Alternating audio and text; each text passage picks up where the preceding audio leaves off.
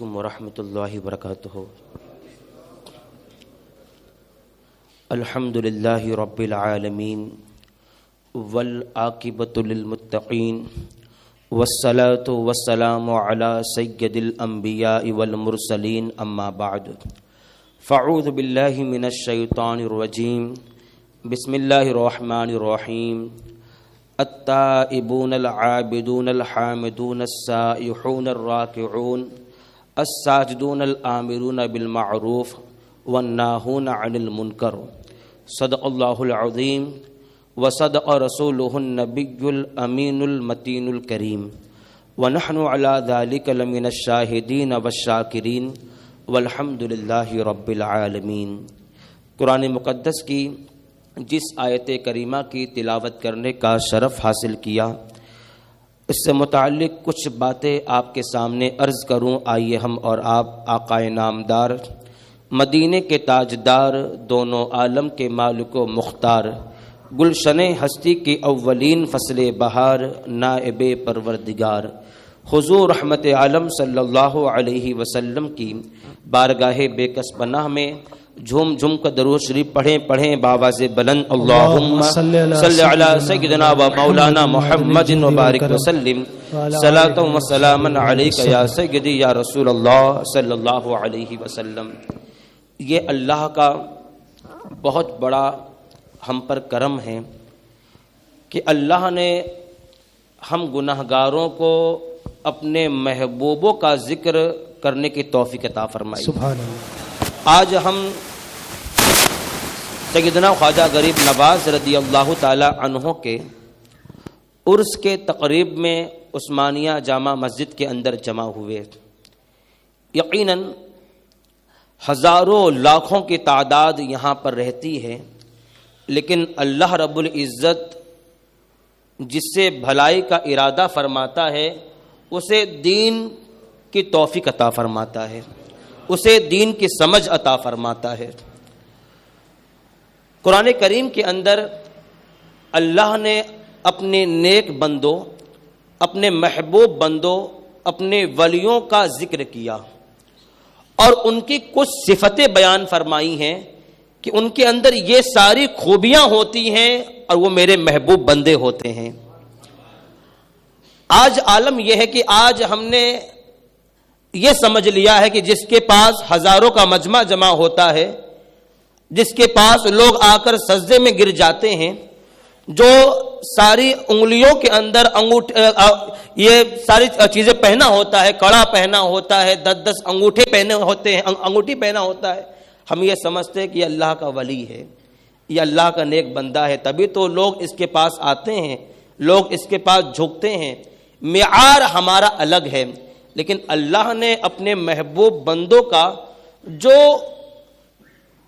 ذکر کیا اور ان کی جو خوبیاں بیان فرمائی، قرآن اسے بیان فرماتا ہے۔ التائبون، وہ توبہ کرتے ہیں، وہ اللہ کی بارگاہ میں رات دن توبہ کرتے ہیں۔ العابدون، کثرت کے ساتھ عبادت کرتے ہیں۔ اللہ کے ولیوں کا معاملہ تو یہ ہوتا ہے کہ وہ رات بھر اللہ کی عبادت میں گزار دیتے ہیں، اور ہمارا عالم یہ ہے کہ اگر ہمیں بخار ہو جائے، سردی ہو جائے تو پوری رات تو ہم بستر پہ گزارتے ہیں۔ اعلیٰ حضرت امام اہل سنت رضی اللہ تعالی عنہ نے بڑی پیاری بات اپنی کتاب میں بیان فرمائی ہے کہ اللہ کے ایک ولی جب انہیں بخار اور سردی ہو جائے تو پوری رات وہ نماز پڑھتے تھے۔ لوگوں نے ان سے سوال کیا کہ حضور ہمارا معاملہ تو الگ ہے، ہمیں بخار ہو جائے، سردی ہو جائے تو ہم آرام کرتے ہیں، ہم بستر پہ ہوتے ہیں، لیکن حضور آپ بخار کے عالم میں جب آپ کو بخار ہو جائے، سردی ہو جائے تو آپ پوری رات نماز پڑھتے ہیں؟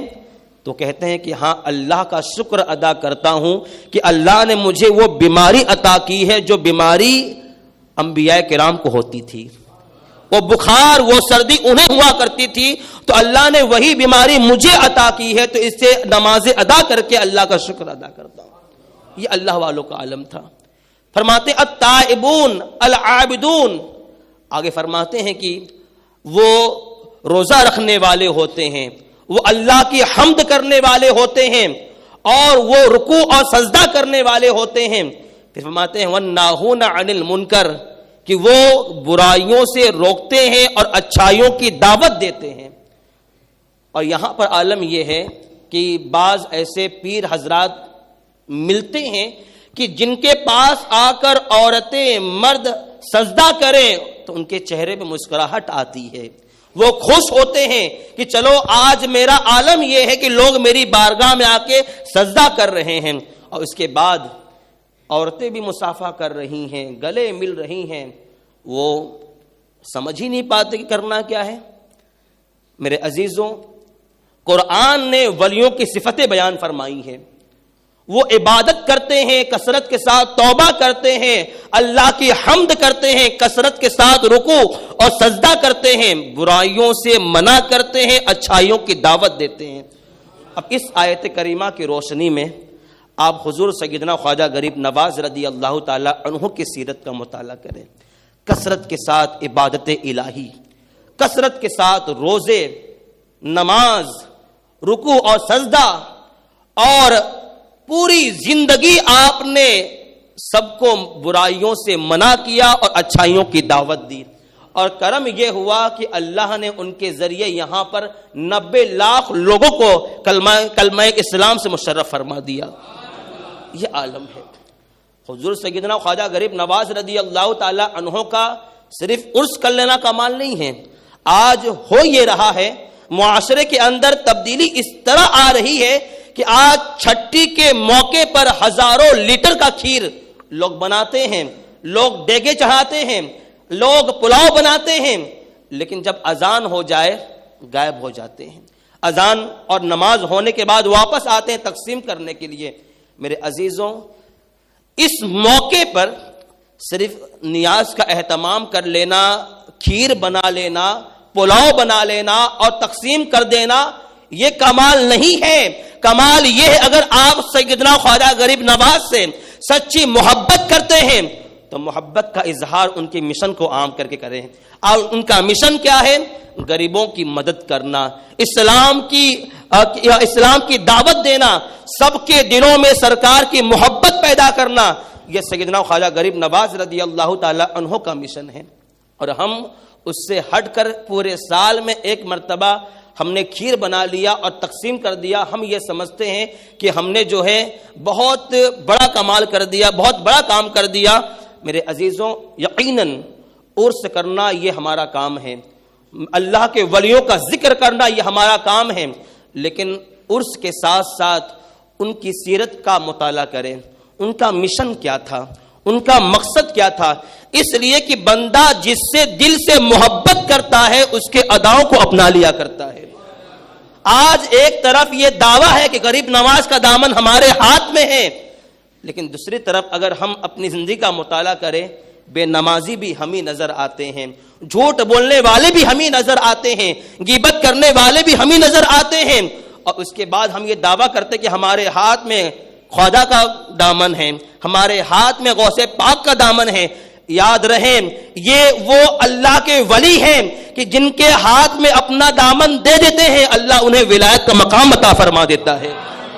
یہ اللہ کے ولی ہوتے ہیں. حضور غوث پاک کا دامن اگر کسی کے ہاتھ میں ہو جائے, وہ بے نمازی ہوگا, وہ جھوٹا ہوگا, وہ غیبت کرنے والا ہوگا, وہ چغلی کرنے والا ہوگا. میرے عزیزوں, جھوٹے نعرے نہ لگائیں. اگر نعرہ لگانا ہے تو اس کا اظہار کریں کہ غوث پاک سے ہم محبت کرتے ہیں, حضور سلطان الہند سے ہم محبت کرتے ہیں, اور محبت کا اظہار اس طرح کریں کہ نمازی ہم بن جائیں, پرہیزگار ہم بن جائیں, گناہوں سے بچنے والے ہم بن جائیں, جھوٹ سے پرہیز کرنے والے ہم بن جائیں. اگر آپ اس طرح آپ محبت کا اظہار کریں گے تو یقیناً جو ہے جب آپ کہیں سے گزریں گے اور لوگ آپ کو دیکھیں گے کہ یہ غوث پاک کا دیوانہ جا رہا ہے, حضور سیدنا خواجہ غریب نواز کا دیوانہ جا رہا ہے, تو یہ سمجھ لیں کہ یہ دیوانہ بھی ہے لیکن نمازی بھی ہے, یہ دیوانہ بھی ہے پرہیزگار بھی ہے, یہ دیوانہ بھی ہے ان کی سیرت پہ عمل بھی کرتا ہے. لوگ یہ نہ کہیں کہ کھیر تو بنا لیا, نماز کون پڑھے گا, کھیر تو بنا لیا, جھوٹ سے کب پرہیز کرے گا. میرے عزیزوں, اس وقت ہمیں سیدنا غوث پاک رضی اللہ تعالی عنہ، حضور سیدنا خواجہ غریب نواز رضی اللہ تعالی عنہ کی سیرت کو پڑھ کر ہمیں اپنی زندگی میں پیدا کرنا ہے۔ حضور سلطان الہند رضی اللہ تعالی عنہ، ایک بہت بڑا مقام اللہ نے انہیں عطا کیا۔ اللہ کے ولیوں سے محبت کرنا یہ بہت بڑی برکت والی چیز ہے۔ اللہ کے ولیوں کے پاس جانا یہ بہت بڑا ثواب ہے۔ اگر آپ اللہ کے محبوب اور دوست بننا چاہتے ہیں تو اللہ کے ولیوں کی بارگاہ میں جانے لگے، اللہ آپ کو اپنا محبوب بنا لے گا۔ اللہ کے نبی صلی اللہ تعالی علیہ وسلم کی ایک حدیث مبارکہ سرکار فرماتے ہیں، ایک شخص اللہ کے ایک دوست سے ملاقات کرنے کے ارادے سے نکلا، وہ جا رہا تھا اللہ کے ولی کی زیارت کرنے کے لیے۔ ہم سیدنا خواجہ غریب نواز کی بارگاہ میں جاتے ہیں تو اس لیے نہیں جاتے کہ انہوں نے ہم پر احسان کیا تو جا کے ہم اس کا بدلہ دے دیں، اس لیے نہیں جاتے کہ ہم جا کر ان کے احسان کا بدلہ دیں، ہم ان سے محبت کرتے ہیں اس لیے جایا کرتے ہیں۔ اللہ کے حبیب صلی اللہ علیہ وسلم نے فرمایا، ایک شخص اللہ کے دوست سے ملاقات کے ارادے سے نکلا تو ایک فرشتہ لباس بشری میں آ کر سوال کرتا ہے کہ آپ اللہ کے اس ولی سے ملاقات کرنے کیوں جا رہے ہیں؟ کیا انہوں نے آپ پر احسان کیا ہے؟ تو اس نے کہا کہ نہیں، مجھ پر تو انہوں نے کوئی احسان نہیں کیا۔ پھر وہ فرشتہ سوال کرتا ہے، کیا ان سے کوئی طلب ہے، کوئی حاجت ہے؟ تو اس نے کہا کہ کوئی طلب، کوئی حاجت نہیں۔ تو فرشتے نے کہا پھر آپ جا کیوں رہے ہیں؟ تو اس نے کہا کہ وہ اللہ کے دوست ہیں، وہ اللہ کے محبوب ہیں، ان سے ملاقات کرنے کے لیے جا رہا ہوں تاکہ ان کی برکتیں مجھے مل جائیں، ان کی برکتیں، ان کے فیضان سے میں مالا مال ہو جاؤں۔ اللہ کے حبیب علیہ الصلوۃ والسلام فرماتے ہیں کہ اس فرشتے نے انسانی شکل بدل کر جب وہ فرشتہ بنا، فرشتے کی شکل اختیار کیا، تو وہ فرشتہ کہتا ہے کہ میں اللہ کا بھیجا ہوا فرشتہ ہوں، جو تم نے عمل کیا ہے، جو تم اللہ کے دوست سے ملاقات کے ارادے سے نکلے ہو، اللہ نے ان کے صدقے میں تمہیں بھی اپنا دوست بنا لیا ہے۔ یہ ہے برکت کہ اللہ کے ایک ولی سے اگر آپ ملاقات کے ارادے سے نکلے تو اللہ آپ کو اپنا محبوب بنا لیتا ہے۔ اور آج لاکھوں کی تعداد میں مسلمان سیدنا خواجہ غریب نواز کی محبت میں وہاں پہنچے ہوئے ہیں، اور آج ہماری یہ محبت ہی ہے کہ آج ہم سیدنا خواجہ غریب نواز رضی اللہ تعالی عنہ کے عرس کے تقریب میں یہاں پہ جمع ہوئے۔ اللہ سب کی حاضری قبول فرمائے۔ حضور سیدنا خواجہ غریب نواز رضی اللہ تعالی عنہ، آپ کی زندگی کا اگر آپ مطالعہ کریں تو یقیناً جو ہے ہر گوشہ ہمارے لیے نمونے عمل ہے۔ بچپن کا عالم ہے، آپ عید کی نماز ادا کرنے کے لیے جا رہے تھے، آپ نے ایک بچے کو دیکھا جس کے آنکھوں میں آنسو تھے، وہ بڑا مایوس تھا۔ آپ یہ جانتے تھے کہ عید کا دن خوشی کا دن ہوتا ہے، اچھے لباس پہننے کا دن ہوتا ہے، اور عید کی نماز ادا کرنے کے لیے لوگ اپنے گھروں سے نکلتے ہیں۔ تو آپ نے اسے دیکھا، بڑا مایوس تھا اور اس کے کپڑے بھی بڑے گندے تھے اور اس کی آنکھوں میں آنسو تھے۔ آپ اس کے پاس جاتے ہیں، فرماتے ہیں کہ میرے بھائی، آج عید کا دن ہے، آج خوشیوں کا دن ہے، آج مسکرانے کا دن ہے، لیکن آپ کے آنکھوں میں آنسو ہیں، آپ نے لباس بھی نہیں بدلا۔ تو اس نے جواب دیا کہ آج خوشی وہ منائے جس کے ماں باپ ہو، آج نئے لباس وہ پہنے جس کے ماں باپ ہو۔ میں یتیم ہوں، میرے ماں باپ نہیں ہیں، میرے سر پہ ہاتھ رکھنے والا کوئی نہیں ہے، تو میں کیسے مسکرا سکتا ہوں؟ حضور سیدنا خواجہ غریب نواز رضی اللہ تعالی عنہ نے عہد کیا کہ جب تک اس کے چہرے پہ مسکراہٹ نہ لا دوں میں عید کی نماز ادا کرنے کے لیے آگے نہیں بڑھوں گا۔ آپ نے اس کا ہاتھ پکڑا، گھر پر لایا اور کہا کہ امی جان، یہ میرا بھائی ہے، اس کے ماں باپ نہیں ہیں، اور معین الدین اس وقت تک عید کی نماز ادا نہیں کرے گا، عید نہیں منائے گا جب تک میرا یہ بھائی مسکرا نہ جائے، اس کے اچھے لباس نہ ہو جائے، اس کے چہرے پہ مسکراہٹ نہ آ جائے۔ یہ سوچ، یہ فکر آج ہمیں پیدا کرنی چاہیے۔ اگر ہم کہیں جا رہے ہیں، اگر ہم حضور سیدنا خواجہ غریب نواز سے سچی محبت کرتے ہیں، اگر واقعی کوئی ایسا بندہ نظر آ جائے جو بالکل مایوس ہو، جس کے آگے پیچھے کوئی نظر نہ آنے والا ہو، جس کے ماں باپ بھی نہ ہو، اس کے حالات سے آپ باخبر بھی ہو، تو ضرور کچھ ایسی رقم آپ اسے دے دیں تاکہ اس کے چہرے پہ مسکراہٹ آ جائے۔ یہ پیغام سیدنا خواجہ غریب نواز رضی اللہ عنہ نے دیا۔ اور پیر کے بارے میں جب آپ نے وہ واقعہ سنا ہوگا کہ جب آپ کے والدین کا انتقال ہوا تو دو چیزیں، ایک پنچکی اور ایک انگور کا باغ، یہ دو چیزیں آپ کو ملی، اور آپ اپنا ذریعہ معاش اسی کے ذریعے آپ جمعہ میں آپ نے بیان کیا ہوگا اس بارے میں، یہ دو چیزیں ملی۔ پھر جب حضرت ابراہیم کندوزی رضی اللہ تعالی عنہ جب اس باغ میں آئے تو آپ نے بڑے ادب کے ساتھ انہیں بٹھایا۔ یاد رہے ادب یہ اتنی بڑی چیز ہے، اولیاء کرام کا ادب اور علماء کا ادب، کہ اگر آپ نے اولیاء کرام کی بارگاہ میں جا کر ادب کیا اور علماء کی بارگاہ میں جا کر ادب کیا تو اللہ اس کی بڑی برکتیں آپ کو عطا فرمائے گا۔ حضرت امام مالک رضی اللہ تعالی عنہ کے دور میں آپ کے پاس ایک بندہ آتا ہے اور اس نے کہا حضور مجھے ادب سکھا دی، مجھے علم دین سکھا دیجئے۔ تو حضرت امام مالک نے اسے 18 سال تک ادب سکھایا، 18 سال تک ادب سکھایا، اس کے بعد 2 سال علم دین سکھایا، اور جب وہ جانے لگا تو کہتا ہے حضور کاش یہ 2 سال مجھے اور ادب سکھاتے تو اور بہتر ہوتا۔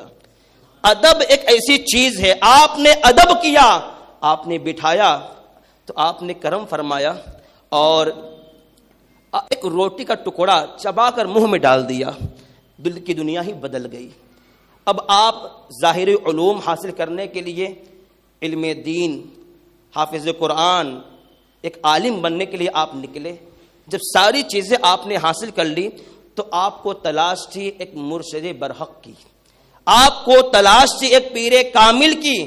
اور آج میں یہاں پر ایک بات آپ کے ذہن میں ڈالنا چاہوں گا، اچھی طرح سے یہ بات اپنے ذہن میں محفوظ کر لیں کہ اگر آپ کسی سے مرید بننا چاہتے ہیں تو پہلے یہ دیکھیں کیا وہ واقعی پیر ہے یا نہیں ہے۔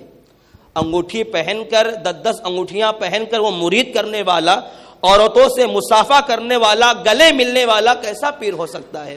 سیدی اعلی حضرت امام اہل سنت رضی اللہ تعالی عنہ فرماتے ہیں ایک پیر کے اندر 4 باتیں ہونی چاہیے، 4 باتیں۔ وہ 4 باتیں یہ ہے کہ پہلی بات تو یہ ہے کہ وہ سنی ہو اور صحیح العقیدہ ہو۔ صرف سنی کے بعد جو آپ نے فرمایا سنی صحیح العقیدہ ہو، اس لیے کہ سنی ہونے کا دعویٰ کرنے والے بھی آج گمراہ کرتے ہیں۔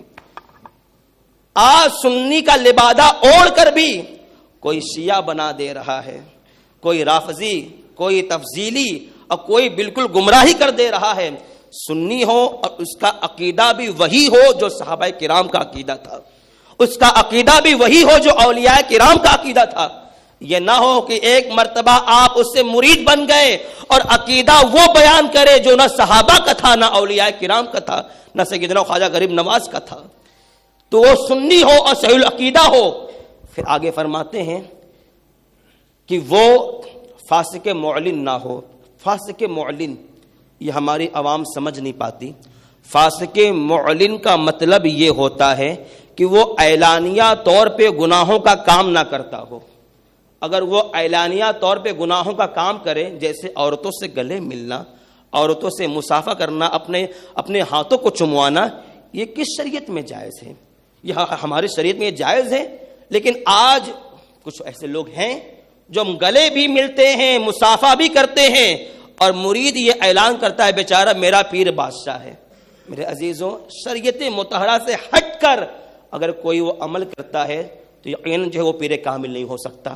تو حضور سیدی اعلی حضرت فرماتے ہیں کہ وہ سنی صحیح العقیدہ ہو، فاسق معلن نہ ہو، اور اس کے بعد فرماتے ہیں اتنا علم ہو کہ وہ اپنی ضرورت کے مسائل کتابوں سے نکال سکے۔ پھر آگے فرماتے ہیں چوتھی بات، اس کا سلسلہ آقا کریم صلی اللہ علیہ وسلم تک ملتا ہو۔ یہ 4 چیزیں جس کے اندر ہوں گی وہ پیر کامل ہے۔ جس پیر کے اندر یہ 4 باتیں ہوں گی وہ پیر کامل ہیں. اور حضور سیدنا خواجہ غریب نواز رضی اللہ تعالی عنہ تمام علوم حاصل کرنے کے بعد جب آپ نکلے ایک پیر کی تلاش میں، تو جہاں پر آپ جاتے مرید ہونے کے لیے سب یہ کہتے ہیں کہ معین آپ کا حصہ ہمارے پاس نہیں ہے، آپ کا حصہ کہیں اور ہے. ہر پیر آپ سے یہ کہتا کہ آپ کا حصہ میرے پاس نہیں ہے، کہیں اور آپ کا حصہ ہے. تلاش کرتے کرتے آپ حضرت عثمان ہارونی رضی اللہ تعالی عنہ کی بارگاہ میں پہنچے. جیسے ہی آپ اس بارگاہ میں پہنچے تو آپ نے سلام کے بعد یہی جواب دیا کہ معین میں تمہارا ہی انتظار کر رہا تھا، میں تمہارا ہی انتظار کر رہا تھا. آپ نے کچھ روز تربیت کی، سورہ بقرہ 1000 مرتبہ، سورہ اخلاص. پھر آپ نے فرمایا کہ میری خانقاہ میں ایک دن کا مجاہدہ ہوتا ہے. آپ نے مجاہدہ کیا. اس کے بعد وہ مقام جو اللہ انہیں عطا کرنے والا ہے آپ نے اپنے پاس بلایا اور فرمایا کہ معین الدین سورہ بقرہ 1000 سورہ اخلاص یہ ساری چیزیں پڑھنے کے بعد اپنے قریب کیا اور فرمایا اوپر دیکھو کیا نظر آ رہا ہے. تو جب آپ نے آسمان کی طرف دیکھا تو آپ عرض کرتے ہیں حضور 7 آسمان نظر آ رہا ہے. معین نیچے دیکھو. جب آپ نے نیچے دیکھا تو کیا نظر آ رہا ہے؟ آپ عرض کرتے ہیں حضور 7 زمین نظر آ رہی ہے. پھر آپ نے کچھ وظیفے دیے اور بعد میں آپ نے پھر فرمایا کہ اب آسمان میں دیکھو کیا نظر آتا ہے. تو جب آپ نے آسمان کی جانب دیکھا تو کہتے ہیں کہ حضور حجاب عظمت نظر آ رہا ہے. اور زمین کی طرف دیکھو تو کیا نظر آتا ہے؟ جب آپ نے زمین کی طرف دیکھا تو کہتے ہیں حضور تحت الثری نظر آ رہا ہے. پھر آپ نے کچھ عمل دیے. اس کے بعد پھر فرماتے ہیں کہ اب آپ نے اپنے ہاتھ کو اونچا کیا اور یہ 2 انگلیوں کا اشارہ کیا. فرماتے معین اب اس کے درمیان دیکھو کیا نظر آتا ہے. آپ فرماتے ہیں کہ اس کے اندر اس 2 انگلیوں کے اندر 18,000 عالم نظر آ رہا ہے. یہ مقام جب یہ ساری چیزیں ہو گئیں تو آپ سیدنا حضرت عثمان ہارون رضی اللہ تعالی عنہ نے اللہ کی بارگاہ میں عرض کیا کہ باری تعالیٰ یہ معین ہے، میرا مرید ہے، اسے اپنی بارگاہ میں قبول فرما لے. ندا آتی ہے کہ میں نے تمہارے مرید معین الدین کو اپنی بارگاہ میں قبول کر لیا ہے. یہ بہت بڑا مقام اللہ نے سیدنا خواجہ غریب نواز رضی اللہ تعالی عنہ کو عطا فرمایا. یقیناً جو ہے اعلیٰ حضرت امام اہل سنت فرماتے ہیں کہ جس بارگاہ میں دعائیں قبول ہوتی ہیں غریب نواز کا آستانہ وہ آستانہ ہے کہ جہاں پر جو دعا کی جائے اللہ اسے قبول فرما لیتا ہے. یعنی جہاں جہاں دعائیں قبول ہوتی ہیں ان میں سے ایک آستانہ غریب نواز کا ہے. اگر تمہاری دعائیں قبول ہونی ہیں اس بارگاہ میں چلے جاؤ، دعا کرو، اللہ تمہاری دعا قبول فرما لے گا. تو سیرت تو آپ نے آج جمعہ کے بیان میں سنا ہوگا. کچھ باتیں جو مسائل کے حوالے سے تھی آپ کی سیرت کے حوالے سے میں نے عرض کیا. لہذا آپ سب سچی محبت اگر کرتے ہیں تو آج ہی سے یہ عہد کر لیں کہ نماز کی پابندی کریں گے، جھوٹ سے پرہیز کریں گے، غیبت سے بچیں گے، کسی کی چغلی نہیں کریں گے اور غریب نواز کے مشن کو اب آگے بڑھائیں گے. جب یہ سارے کام آپ کریں گے نا تو یقیناً جو ہے سرکار غریب نواز ایسا کرم فرمائیں گے کہ دونوں جہاں کی کامیابی آپ کے قدموں میں آ جائیں گی. چلے اب کچھ باتیں اگر جیسے کہ حضرت نے بیان کیا کہ بیان کے بعد مختصر سوال و جواب ہوگا. پھر میں یہ چاہوں گا کہ ماشاءاللہ کافی لوگ ہیں تو 10:30 بجے جب یہ پروگرام ختم ہو جائے تو مختصر ذکر بھی کر لیں گے تاکہ اس کی برکتیں بھی ہمیں ملے. ٹھیک ہے، سوالات کا سلسلہ شروع کریں. آپ درود شریف پڑھ لیجیے. اللہ رب علیہ وسلم نحن عباد محمد صلی اللہ علیہ وسلم. چلے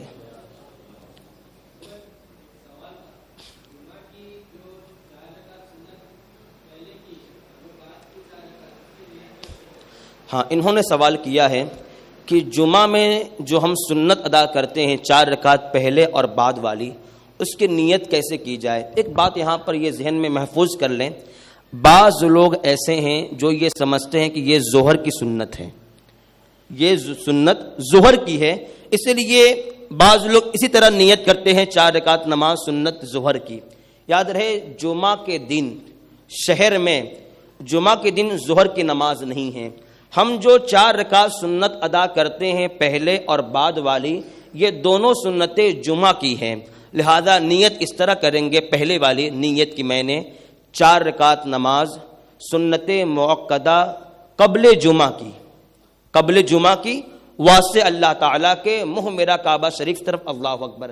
جب 2 رکعت آپ فرض ادا کر لیں، اس کے بعد جو 4 رکعت آپ سنت پڑھتے ہیں اس کی نیت اس طرح کریں، نیت کی میں نے 4 رکعت نماز سنت مؤکدہ بعد، آواز سے بولیے، بعد جمعہ کی واسطے اللہ تعالیٰ کے، منہ میرا کعبہ شریف، اللہ اکبر.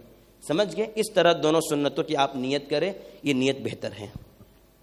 چلیے اگلا سوال. نماز جنازہ کا طریقہ حضرت نے بڑی تفصیل سے بیان فرمایا.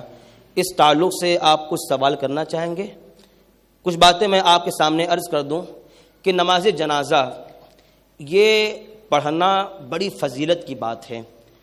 یہاں تک ایک حدیث کے اندر آتا ہے کہ اگر آپ جنازے کو 40 قدم لے کر چلیں، اب کیا طریقہ ہے اس میں تفصیل ہے، میں انشاءاللہ تربیتی کیمپ میں آپ آئیں، سنڈے کے دن 1 دن کا وقت نکالیں. آپ حضور مفتی محمود اختر صاحب بھی تشریف لا رہے ہیں، جو قاضی شرع ہیں اس ممبئی کے، وہ بھی تشریف لا رہے ہیں.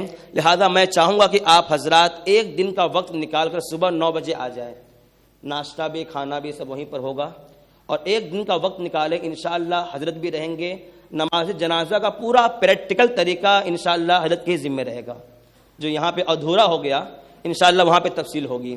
تو میں چاہوں گا کہ حضرت کے تمام مقتدیان ضرور تشریف لائیں اور وہاں پر علم دین سیکھ کر اپنے علم میں اضافہ کریں اور اپنی معلومات میں اضافہ کریں. تو یہ جو جنازہ آپ لے کر چلتے ہیں نا، حدیث شریف کے اندر آتا ہے 1 دور یعنی 40 قدم اگر آپ جنازے کو لے کر چلتے ہیں تو اللہ 40 گناہ کبیرہ کو معاف کر دیتا ہے. 40 گناہ کبیرہ جلدی معاف نہیں ہوتے. اس کے لیے آپ کو اللہ کی بارگاہ میں سچے دل سے توبہ کرنی پڑے گی. جب توبہ آپ کر لیں گے سچے دل سے تو اللہ معاف کرتا ہے. لیکن اس کی فضیلت یہ ہے کہ اگر آپ جنازے کو 40 قدم لے کر چلتے ہیں تو اللہ رب العزت آپ کے 40 گناہ کبیرہ کو معاف فرما دیتا ہے. اب اگر آپ چاہیں تو 40 مرتبہ اور آپ بڑھا لیں. اعلیٰ حضرت نے لکھا ہے فتاوی رضویہ میں 1 دور 40 قدم کا ہے، 2 دور 80 قدم کا ہے، 3 دور 40 قدم اور بڑھا لیں، 4 دور. آپ جتنا موقع آپ کو ملتا رہے اتنی نیکیاں اور اتنے گناہوں کو آپ معاف کروائیں. ٹھیک ہے. چلیے کیا سوال تھا حاجی صاحب؟ ہاں ایک یہ بڑا اہم سوال ہے کہ بعض لوگ یہ سیکھنا چاہیے، جیسے حضرت نے بتایا عشاء کی نماز کے بعد یہاں پر تعلیم ہو رہی ہے، آپ سیکھیں. لیکن سوال یہ پیدا ہوتا ہے کہ اگر دعائے مغفرت اللہم اغفر لحینا و میتنا جو آپ نے ابھی سنا، اگر یہ دعا یاد نہ ہو دعائے مغفرت، تو کون سی دعا پڑھیں جس سے یہ کام ہو جائے؟ تو دیکھیں اگر دعائے مغفرت یاد نہ ہو تو اس کی جگہ آپ سورہ فاتحہ بھی پڑھ سکتے ہیں، اس کی جگہ آپ سورہ فاتحہ بھی پڑھ سکتے ہیں. اور اللہم ربنا آتنا فی الدنیا حسنہ وفی الآخرۃ حسنۃ وقنا عذاب النار اگر آپ نے پڑھ لیا تب بھی کافی ہے. ٹھیک ہے. لیکن دعائے مغفرت یاد کرنا چاہیے. ٹھیک ہے. چلیے اگلا سوال.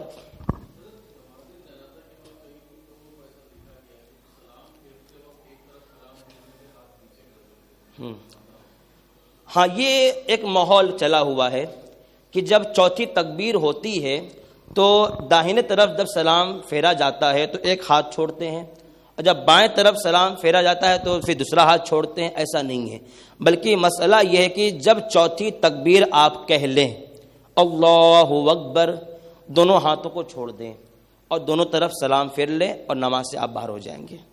یہ نہیں کہ ایک سلام آپ نے پھیرا تو ایک ہاتھ آپ نے چھوڑا، دوسرا سلام آپ نے پھیرا تو آپ نے دوسرا ہاتھ چھوڑا. ایسا نہیں ہے، بلکہ طریقہ نماز یہ ہے جنازے کا کہ جب چوتھی تکبیر آپ نے کہہ لی تو فوراً دونوں ہاتھوں کو چھوڑ کر سلام پھیر دیں. ٹھیک ہے. چلیے اور کوئی سوال؟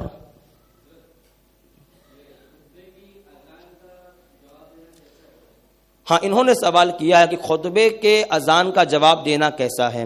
دیکھیں اذا خرج الامام علی المنبر، جب امام ممبر پہ بیٹھ جائے تو شرعی مسئلہ یہ ہے کہ اس وقت نہ کوئی سلام جائز ہے نہ کوئی کلام جائز ہے. لہذا اگر خطبے کی اذان ہو رہی ہے تو دل کے اندر آپ جواب دے لیں، لیکن زبان سے جواب دینا یہ جائز نہیں ہے، اس سے بچنا چاہیے. دل میں آپ جواب دے سکتے ہیں.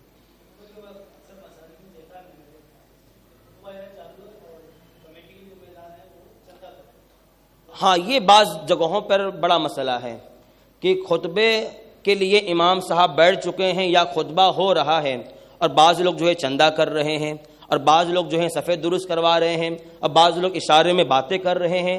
یہ ایک یاد رہے کہ خطبہ جب امام خطبے کے لیے بیٹھ گیا تو آخری خطبے تک کوئی سلام کوئی کلام جائز نہیں ہے. یہاں تک کہ جو مسئلہ سوال ہوا کہ جو لوگ چندے کرتے ہیں، صفحے درست کرواتے ہیں، یہاں وہاں کی باتیں کرتے ہیں، اشارہ کرتے ہیں، یہ تمام عمل جو ہے یہ ناجائز ہے. ایسا کرنے والے گناہگار ہوں گے.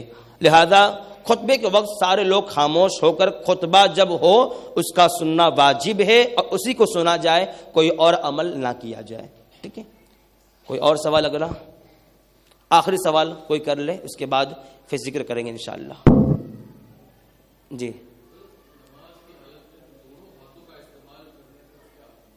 ہاں، انہوں نے سوال کیا ہے دونوں ہاتھوں سے نا. جی انہوں نے سوال کیا ہے کہ نماز کے درمیان دونوں ہاتھوں کا اپنے ٹوپی صحیح کرنے کے لیے یا پینٹ صحیح کرنے کے لیے استعمال کرنا کیسا ہے. تو دیکھیں، نماز کے اندر دو چیزیں ہیں، ایک ہے عمل قلیل اور دوسرا ہے عمل کثیر. عمل قلیل کا مطلب یہ ہوتا ہے کہ دور سے دیکھنے والا جب آپ کو دیکھے تو یہ سمجھے ہاں نماز پڑھ رہا ہے.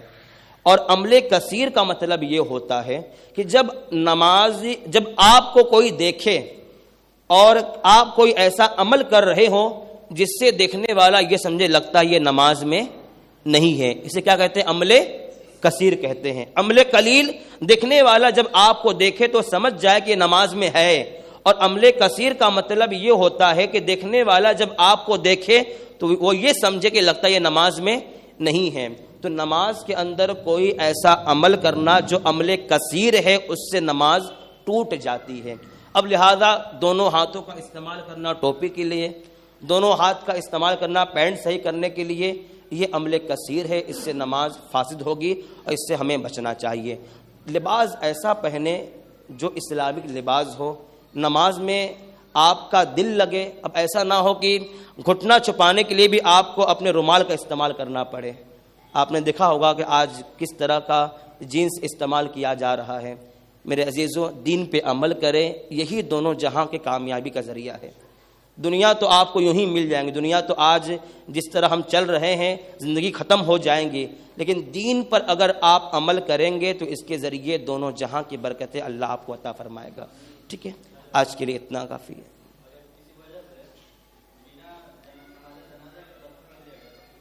کیا کہہ رہے ہیں؟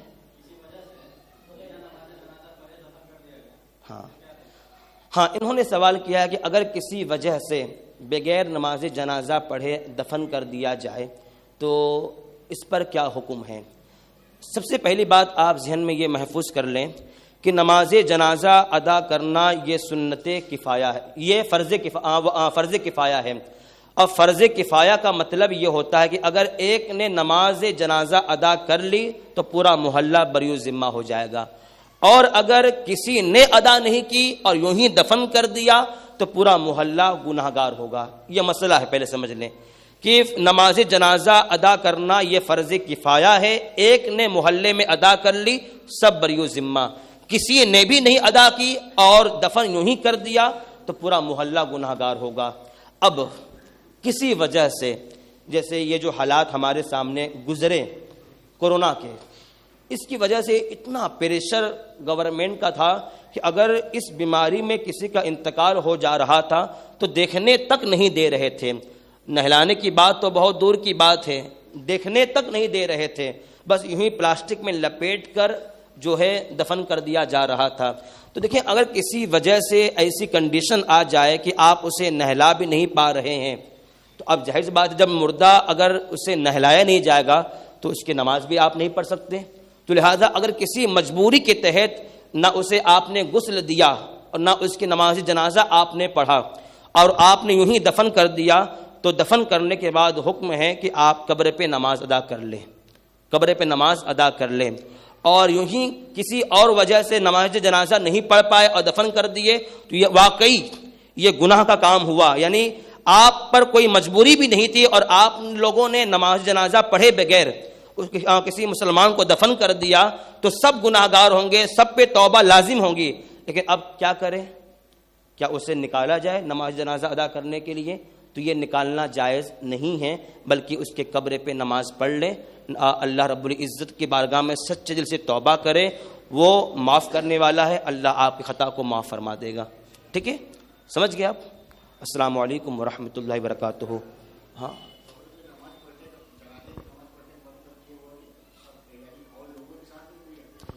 دیکھیے، چند لوگ جا کر نماز پڑھ لیں۔ اب اگر پوری صفیں لگائیں گے تو ممکن ہے کہ پیچھے اور بھی قبریں ہیں، قبر پہ پیر پڑے گا، تو چند لوگ نماز پڑھ لیں تو کافی ہے نا۔ السلام علیکم ورحمۃ اللہ وبرکاتہ۔